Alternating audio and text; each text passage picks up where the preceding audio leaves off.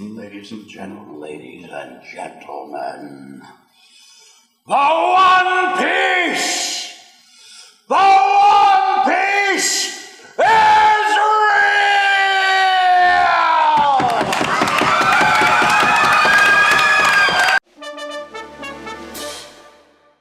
So let's hear it up from all our One Piece fans. All right, so let's welcome to the stage. We got Rob McCollum.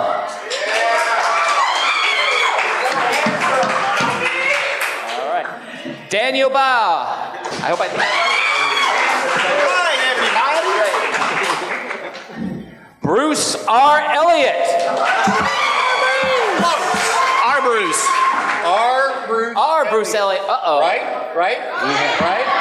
Sorry. Okay. Brandon Potter. Yeah!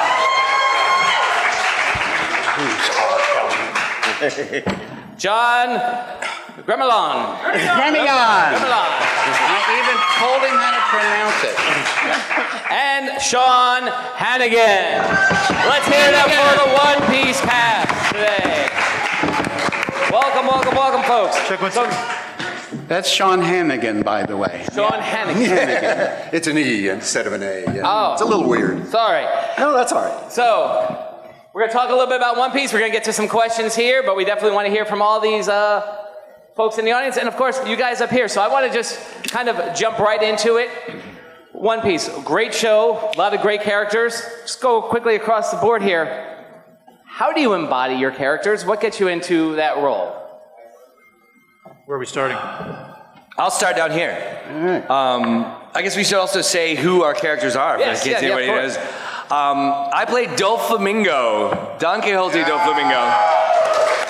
And it's been a 15-year journey with this character, and I find the best way to really get into character is to take large groups of people hostage for several and kill several of them. Just killing as many people as possible throughout the day just helps keep it fresh and keep it, that's my secret. Okay. I'm Daniel Baugh. I play Jimbei. Yes. On One Piece. And I guess the best way I get into my character is on the way to the booth, I listen to heavy metal rock. Whoa. Nice. Hardcore. Singing in Jimbei's voice, of course. So we got to hear that now, I think. We got a fast machine, you have a woman clean, you have the best damn woman that I've ever seen. I did not know that about you, Daniel. I think I want to sit someplace else now. You guys want to swap? I'm R. Bruce Elliott. I'm, among other characters, I played several, but the character you probably know me best for is Whitebeard in One Piece. Yeah, thank you. Yeah. How do I get into character? Well, I don't do Whitebeard anymore. He has appeared in flashbacks last year. Maybe has it been 2 years ago now? So I don't do him very often, except I do the voice at cons when people ask me to say the iconic line, and we'll save that for later.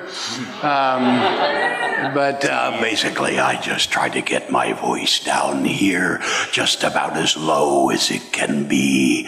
And there's Whitebeard.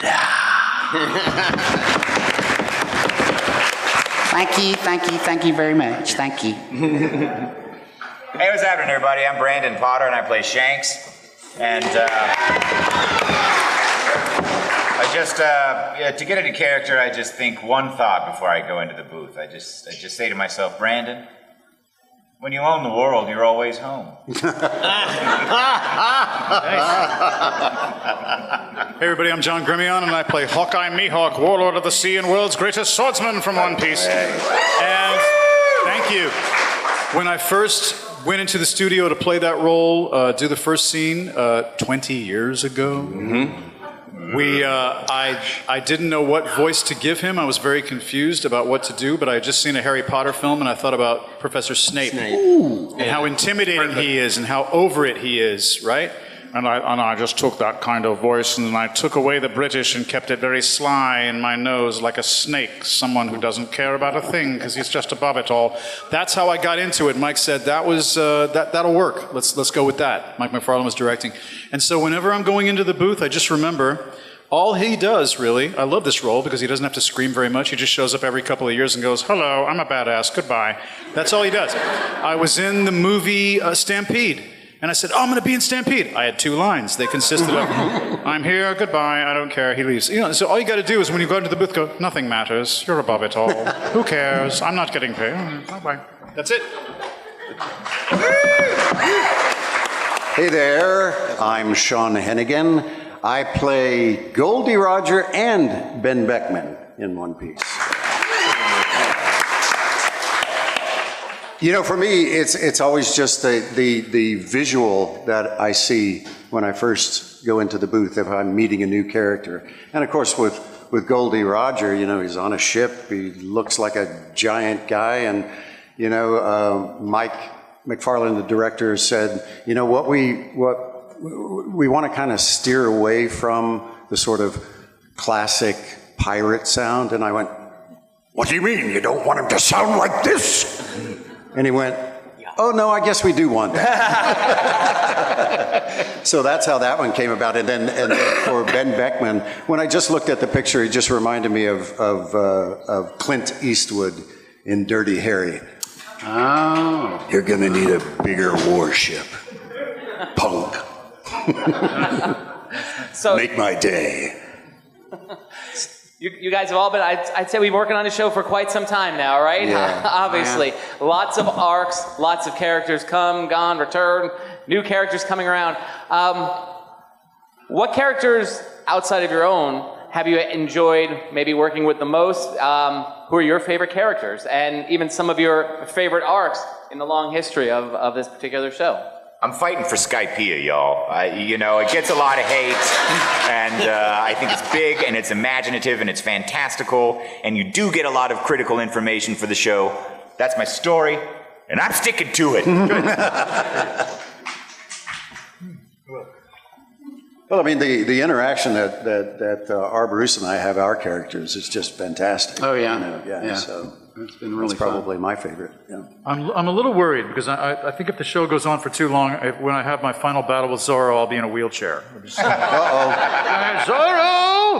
Stay still, don't move.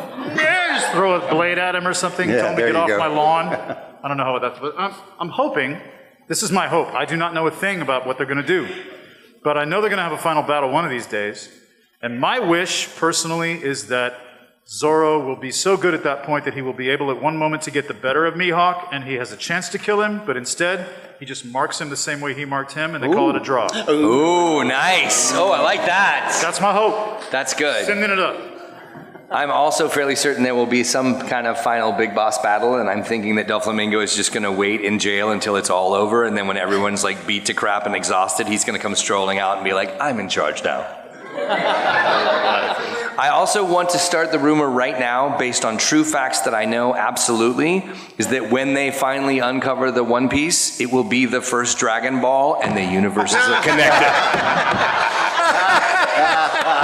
Facts. Write it down. It's canon. Mike McFarlane had a different theory. He said in Connecticon a couple of years ago, he said, I think it's going to be a red button inside of a case. You're going to find a red button. Luffy's going to be, what's that? Presses it, and the whole series starts all over again. It's like, wow. big punk. If I had my wish, treasure chest, open it up, and down at the very bottom, there's this little small Post-it note down there that just says, he laughed. And that's it. Yeah. That'll be disappointing. It will be disappointing, Yeah, that'll be disappointing. but poignant. Very. I agree. Our Bruce brings up a point, though. You never necessarily know that you're gone. Even if you're dead in this show, you can always come back. I felt like Doflamingo was gone. I also played Chaka and Calgara in different arcs. Alabasta arc, anyone remember that? It's nobody's favorite. Anyway, you never know when you're going to come back. Like, we all got pulled into these roles not knowing that this was going to be a 20-year run or a 15-year run. Like, you kind of have no idea. Because a lot of us haven't read up on the manga all the way through, and certainly when we started, you had no clue that if this was a character that was going to be there for one day or one episode or come back for the next 20 years. So it's always kind of exciting to just get the phone call again and be like, oh, we're back. Oh, we're doing more. Okay. Oh, I'm still alive. This is exciting. Oh, goody. Oh, I have 2 lines. Okay.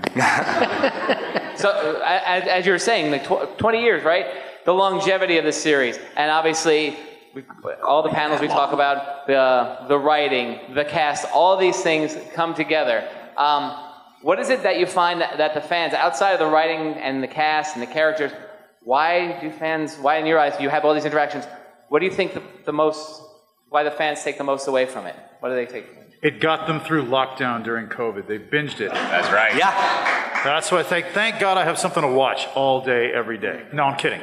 And there's just so many storylines. No, you're not. Just so much. No, you're not. No. Yeah. There's just so many storylines in the show that there's something that everybody can identify with, and the pop culture of One Piece is just amazing. How phenomenal, and it just keeps getting bigger and bigger with the live action. And going back to the John's voice, coming up with a voice, I found in the live action, it sounded like the actor was trying to do your voice. I met him. I met Stephen Ward. He's by the way, Stephen Ward's one of the greatest dudes ever. He's the nicest guy in the world. Gives his money to animal charities. Family man. Sweetest dude ever.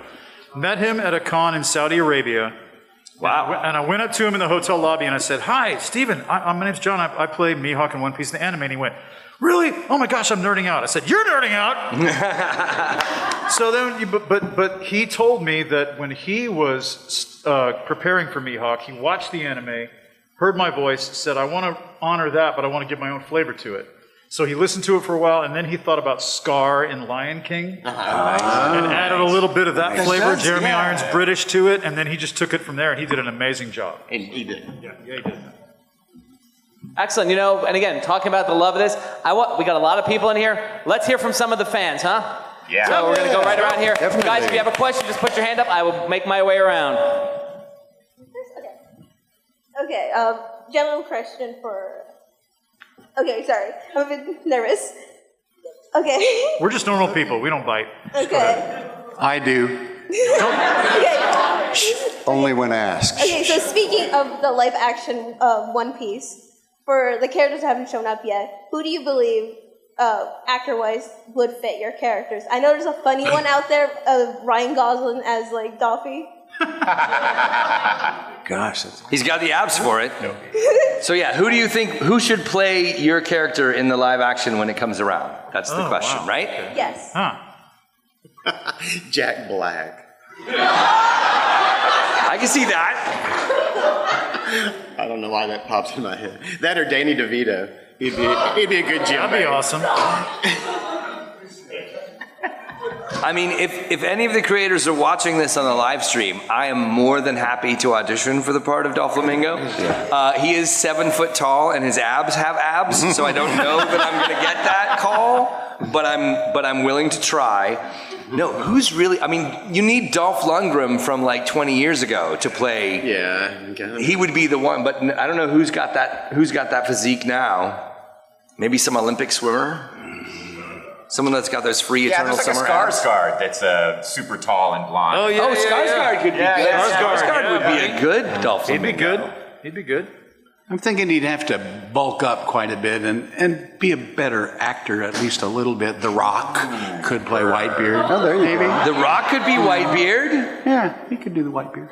I mean, I feel like you get confused with him all the time. Constantly. Just in line, yeah. People are like, Dwayne. I Dwayne. walk down the it's street, they go, "Oh, Dwayne, how are you?" Yeah, he's great. Please, no autographs. Are you still having that dream, Bruce? Yeah, I'm afraid so. I'm seeing a therapist. If I could turn back time and go grab Clint Eastwood back in his Dirty Harry days, for Ben Beckman, I'm not sure about Goldie Roger. Goldie Roger. Brian You know what? Cox. Ian McShane. Who? Brian Cox. Brian Cox. Yeah, all Good right. choice. Good one. Ian McShane. Ian McShane. That's Ian another McShane. good one. Yeah, McShane would be a Yeah. good one. Yeah. Goldie Roger. Goldie Roger. Good Yeah. question. Guys, I got the pleasure of seeing you guys all early this morning. But my question is, what is your favorite quotes for your characters? Favorite quotes. Do you have one? Dude, so I was talking about this with a couple of folks who came to my table, and I know it's corny, but I'll leave this hat with you. And the reason is because, you know... That's the line? Yeah, I'll leave this hat with you? Yeah, when he leaves Luffy the straw hat. And so every time we flash back to that, it's not like they just pull the recording that we did, years ago for it. The animation almost always changes, so I have to go in and re-record it every single time. So that's the line that I've said the most out of all of One Piece. And it never gets old. It's such an important moment in the show, and it's real and it's heartfelt. And I never get tired of re-recording that line. I never get tired of talking about it to people just because it means a lot to folks and it means a lot to the show itself. So that is like hands down. It's like carry on in my name. Yeah. And like Shanks says a bunch of other cool stuff, and he'll continue to say cool stuff like, whatever, I've come to end this war, divine departure, cover your ears, spoiler alerts. But I'll leave this hat with you is definitely it for me. Anyone else got a favorite line? Bruce? I'll save mine for the end of the... Yeah. It'll save your ears, too. Yeah. Jimbei doesn't... I don't think he really has a favorite line. The most used line is, Luffy! ... And add to that. I do have a favorite scene, though, and you were asking about the arcs earlier. Marineford arc is my favorite arc, and the blood transfusion scene between Jimbei and Luffy was my favorite. I like, we recorded, the last episode that I recorded of Mihawk in English was when, it hasn't come out yet, I don't think, the dub, but it's the couch that we're on for Crosskill. We got Buggy's head. And there was a line in the sub, I'll give you a sneak preview, there's a line in the sub where they're talking about whether they should kill him or not. No, please let me live. And Mihawk in in Japanese says, that's impossible. Like, we can't let you live. So he gets really scared. But we couldn't make the lips match because there was too many lip flaps. And so we changed the line to, I prefer you just die. And that's our character. That's what you'll hear when it comes out. That's a good one. I guess for me, the world, what a glorious place. Oh, yeah. What do you say to turning the world upside down with me? I think is one of my favorite. I get to say a lot of fun things, though. Yeah, you do. Yeah, so. That's awesome. Yeah, there's a lot of wise, wistful things that you get to say, exactly. like staring off into the far horizon with soft focus. Yeah, exactly. Yeah. Brandon, do you have one? Awesome. Yeah, and it was I'll leave this hat with you. He did his. I probably are we done taking out the trash? Or just laughing. I do. Doflamingo just loves his job, which is killing people, so he just laughs. And if you can laugh every day at work, you never work a day in your life. It's not work, is it? It's Exactly. play. Exactly.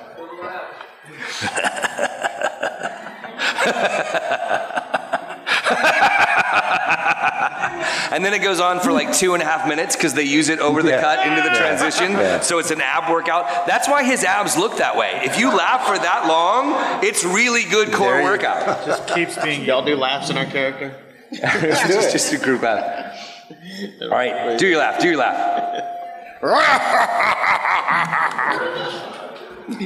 That's Jimbei. I laughed once. I laughed at Zoro when he said, please train me to kill you. And I'm drinking my wine and I just went, oh, you're boring me. You're boring me.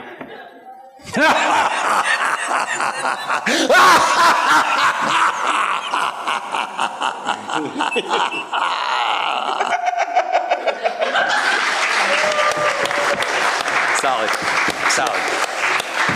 You stole Whitebeard's laugh. I did. That's not fair. Yeah, All right. That's why we're buds, man. I guess so. Laugh. I guess.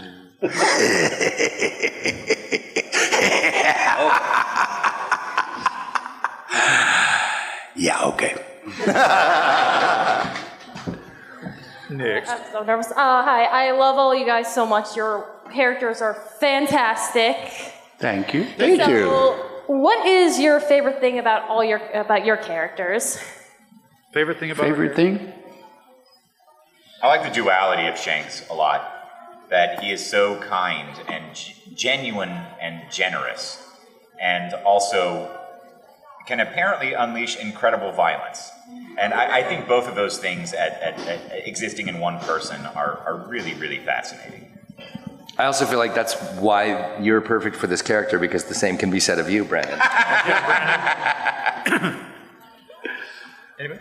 I will say the thing I love with Doflamingo is the exact opposite of that, whereas there's a duality in a side. There is no apology, there is no sympathy, there is no regret, there is no noble cause. It is just, I love doing evil. I was super afraid when they showed his backstory that we were going to see some kind of tragic childhood, and they were kind of setting us up to feel sorry for him and sympathetic, and then they were like, nope, he was pretty much a jerk then too. Which I like, just having a character that's pure evil. I know we've all played lots of characters that are conflicted or have some backstory or some like duality in their nature, which is a much more fully rounded exercise as an actor, but sometimes just getting to play someone that's just bad for the sake of being bad is kind of great. Right. When Jimbei first started out, he was pretty much just all seriousness all the time, and now they're starting to add a little bit of humor to his roles and stuff, and so I like that. I like the way that he has transformed into being like the father figure or the uncle on the crew. He's brought a voice of reason to everything and trying to calm things down and make Luffy a little bit more mature, but that's never going to happen. But, When I first started doing Mihawk, I thought, in his first battle with Zoro, you learn something about him. What I like about him the most is that he lives by his own rules. He does not care what anybody else expects from or wants from him. He's that confident, but he also has a moral code that he lives by. And he was impressed with Zoro and the fact that Zoro would rather accept death than defeat. And you heard it even in the first scene you see him in. So he's got a code underneath. He's not just supernaturally badass and doesn't care. He does care about how people treat each other and how people stand up for themselves and how they live their lives. And so he's impressed by that. That's what I like about him. And again, much like you, who are just who are supernaturally badass and doesn't care. I mean, look at Well, I think for Goldie Roger, the best part is that his character starts the entire journey. Without some decisions that he made, the story wouldn't happen. And then there's one line, and forgive me if I get the line wrong, but when things are really bad, and he asks, "Protect my child," and you find out the kind of heart that the guy has. Big, blustery, giant guy who's not afraid of everything, has all these wonderful things to say, but in truth, he cares about his people. Again, well, you took my answer again, Sean. Sorry. I'm sorry. Whitebeard, the strongest man in the world, Right. Fierce slayer of hundreds, if not thousands, feared everywhere he goes, and he loves his crew as his sons, and they are his family. And I love that about Whitebeard. I did not know that when I was first cast in the role. I just knew he was a fierce pirate. But when we finally got to his arc, by the way, when I auditioned, I got cast. I did an episode, and about 2 weeks later, and then I didn't do any more Whitebeard for 5 years. Yeah. So it took 5 years to find out really who Whitebeard was. But once I found out, I liked him a lot more than I did. And he's not just a one-dimensional character. He's not just a villain or anything like that. He really is he's a fully developed human being and has great feeling and great heart and loves his sons and sacrifices himself for his sons. I love that about him. Sweet. I was wondering if y'all seen any of the movies. What's your favorite and why? I have not, I must admit. I only saw some of Stampede, so I can't really talk about that because it was the only one I was in, and I was on a beach, and I went bye, and that was it. So that sucked. But. Nice. Seen the movies? You seen Red? I saw Red and thought it was great, mainly because of Brandon Potter as Shanks. That was the best part of Red. Yeah, man. I've seen Red, but I think I'll leave this half with you as even in Red. So I think my favorite part of Red was because Jimbei was dressed kind of like Fat Elvis, that the director allowed me to do Shark Brick Fist with a slight Elvis accent. So if you listen real closely, you'll hear Shark Brick Fist. I think that's my new favorite line now. Yeah. I love One Piece a lot. I've been watching it for 2 years now, but I have a question for all of you. Where are you? Oh, okay. Oh, there we go. Okay. Oh, back there. In your opinion, what was the hardest line to say? The hardest line to say. Ooh. Anything in Japanese? I mean, Japanese surnames, it takes me a while. Oh, yeah. Hardest line to say. I know mine was there's a bit right, it's actually in red, when I discover Uta in the chest, and I have to do like a little like singing lullaby thing, and the flaps were so weird, and the face was so weird. I felt like I was just throwing out vocal signs or vocal things, and just hoping that the engineer could put it in the face. I was like, yeah. It was so random and strange. I was like, we're gonna be here all day. Buckle up, everybody. I think the biggest challenge for me is some of the really long laughs because Mike McFarlane is like, oh, I know the editor can cut and splice these together and we can put them all together in one thing, but I want to see if you can do a minute 45. Just see if you can do it. And we get super close, and I'm like, I'm running out of air, and he's like, all right, almost. Let's try that again. It doesn't. Well, we started out doing improv together 26 years ago. That's how I first got into even found out that Funimation was a thing and anime was a thing. Was that Mike McFarlane was like, hey, they need people who can do voices. Can you come in and do this for $25, no residuals, and don't ask any questions? And I'm like, sure, okay. This sounds like a great deal. And that's how I got into Dragon Ball in the early days and those kind of things. So yeah, we have a long history, and he will not hesitate to punish me when given the opportunity. You're right about laughter. I was going to say, I can't remember any hard lines to say, but laughing for a long time. Oh, yeah. And that's true in any show. Yeah. You know, sometimes, frequently you don't have to laugh for very long, you know, and you'll know, we need laughter for 5 seconds here, or 8 seconds here. But when they need laughter for 25 seconds, 45 seconds, a minute and a half, you'll be worn out by the end of the session. That's tough to do. That is tough to do. I'll have to echo the flaps problem that we run into every once in a while. You know, and listen, kudos to all the translators, because for the most part, they do an extraordinary job of being able to translate and make the flaps work. Yep. But every once in a while, it just goes haywire, and those are the hard ones. Yeah. This is a question for all of you. If you could change one thing about any arc, what would it be? Change one thing in any arc? In any arc? Okay. Wow. Could Whitebeard live at the end of Marine Ford? Yeah, actually, I want a villain to live. I want Big Mom to stay alive. I thought she was a great villain. I'd like to see her and Kaido come back as a morphed lava monster. Don't think it'll happen. I'm kind of going with you. I like Big Mom. Also, this may not be like canon or whatever, but for Uta to stick around and there to be some sort of weird like family. Yeah. Okay. Yeah, I selfishly would like Goldie Roger to not die. I'd like to be around more. I didn't know we were all so sentimental. It's like I wish they didn't die. I don't want to die, man. Yeah. I wish more of them had died. I would have Mihawk and Perona do a little dance party. I want to see what his dance moves are like. Oh, there you go. I think that'd be cool. The full-blown musical version. Baby. Absolutely, yeah. Dance parties go. One Piece, an all-musical episode. Yeah, great. That would be a stage play. All the Broadway people that are here. Coming to Broadway next season, One Piece, the musical. Okay.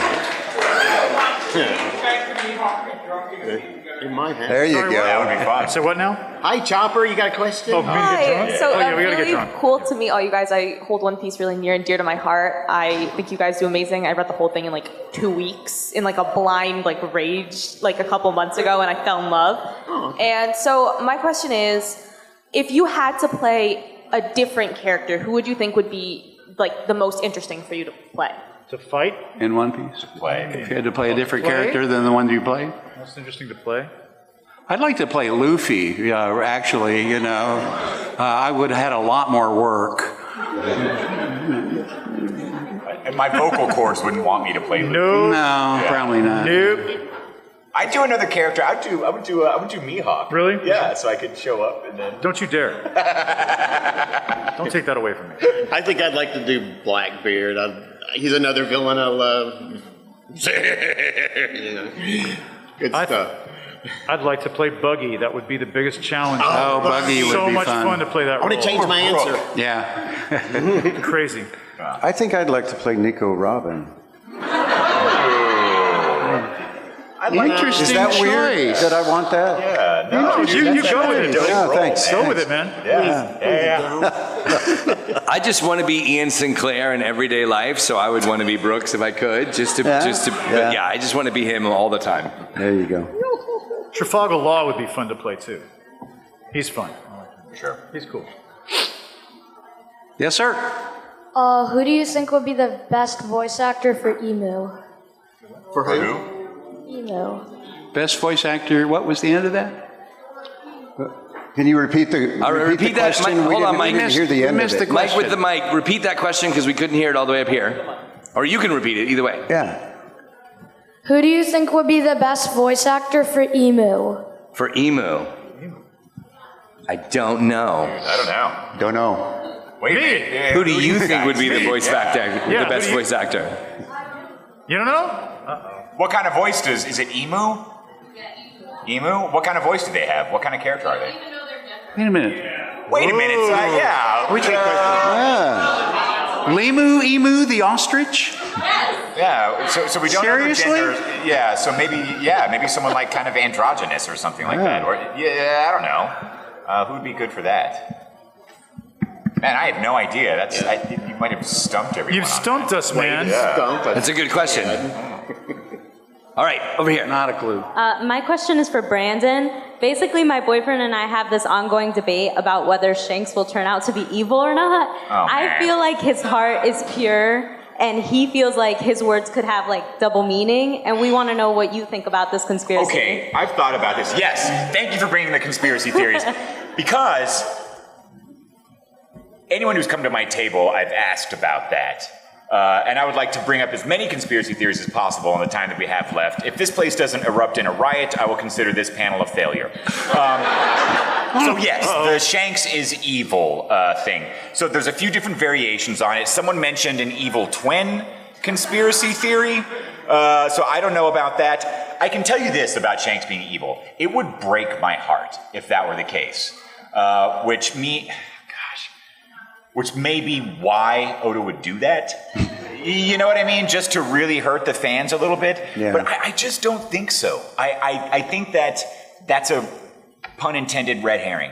You know? I think that there's some clues that would point to him being bad, or for their aiming the show towards some sort of Luffy v. Shanks showdown, but I think that's to like make us all nervous. Yeah. I don't think it's actual storytelling. That's what I think. Have you got something there? I want to add on to that, actually. You want a conspiracy, how about this? All right. What if Shanks, who is he more faithful to?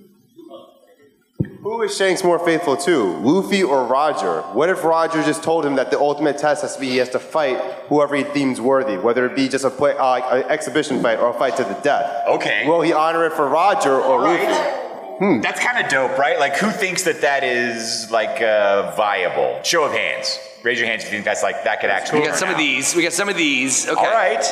I actually kind of like that one because it may mean, if I'm understanding this right, that there would be a Luffy v. Shanks showdown, but it wouldn't be because Shanks is somehow betraying him. He got squeezed into that position somehow. Yeah. Roger probably told him you have to fight worthy, finishing my final quest, and that final challenge has to be able to take you on. To go through so now you. there's a whole other way to break my heart in this. Very good. Very good. Oh yeah, if he has to fight him and doesn't want to, that's even worse than him wanting to. Yeah. All right, one in the back there.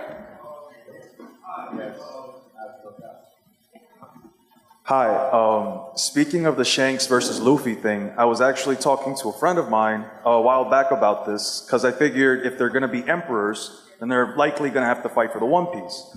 So I thought it would be a really interesting take on it if they did a Davy back fight where instead of battling it out, a Davy back fight happened after Skypiea where you have to either take the flag of the other pirate crew or you have to compete with them in certain events, so to speak. Sure. And if you win an event, you get to take a crewmate or you get to take their flag.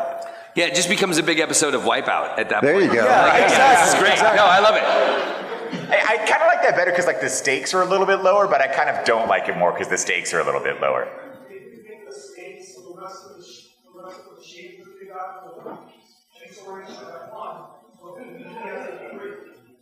All right. Who's into that one? Who's into that one? Show of hands. All right, yeah. Your name's Monarch, right? Yeah. Monarch's into it. We have one last question here. He remembered my name. He remembered my name. This is a question for everyone, or all of you guys, sorry. Was there any scenes that was emotional to do, like in the booth, that were like you got your emotional to take a pause of making the scene, or doing the voice? I mentioned mine, the blood transfusion scene.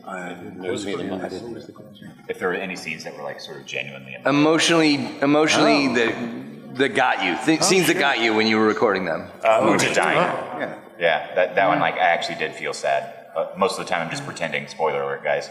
But that one, yeah, I was actually sad recording that one. Yeah. I liked the scene that I did recently about a year ago with Perona, where Perona moved out, where she threatened to move out, and then I kept her there. I showed a little bit of kindness. You know, at first I'm like, no, I don't care, leave me alone, blah, blah, blah. Then he's like, all of a sudden, take care of yourself. He's got a heart in there somewhere, Mihawk, he does, but it's buried under so much, and I really want to learn more about his backstory. I hope they go there someday, really delve into that, or play him as a younger character, really flesh him out. So that's something that struck me when I recorded that scene. Yeah, anything that I did that showed his vulnerability, you know, really struck me hard when I was recording.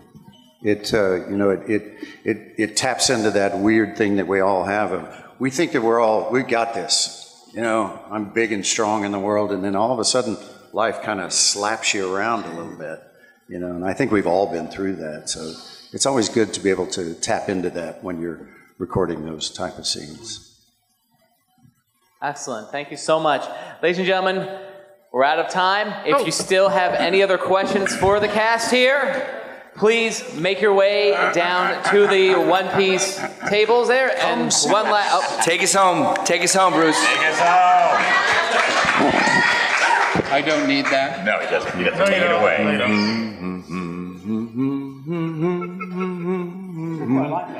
I'll set you up, Bruce. Hold on.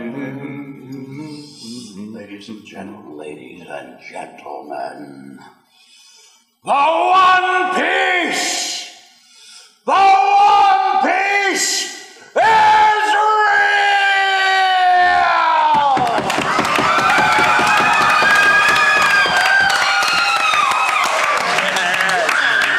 Come see us downstairs. Have a great day, everybody. Round of applause once again. One Piece.